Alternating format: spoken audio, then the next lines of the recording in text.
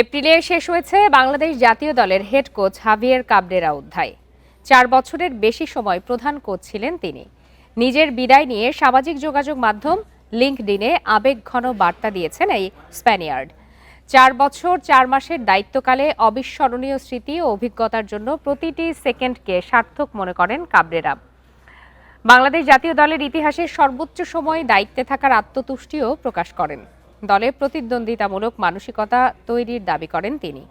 তার অধীনে জাতীয় দল একবার সাফের সেমিফাইনালে খেলেছে। সে সময়ে তার কৌশল প্রশংসিত হলেও পরে সমালোচিত হয়েছেন কাবরেরা। 14 বছর পর সাফের সেরা 4-এ খেলা ও 22 বছর পর ভারতকে হারানোর কথাও উল্লেখ করেন কাবরেরা। তবে জাতীয় দলের অধিনায়ক জামাল ভুঁইয়া, ফরোয়ার্ড মোরসালিনও বিভিন্ন সময়ে কাবরেরার হঠকারী সিদ্ধান্তে অসন্তুষ্টির কথা জানিয়েছেন। 2022 সালে কোচ হিসাবে দায়িত্ব নেন কাবরেরা।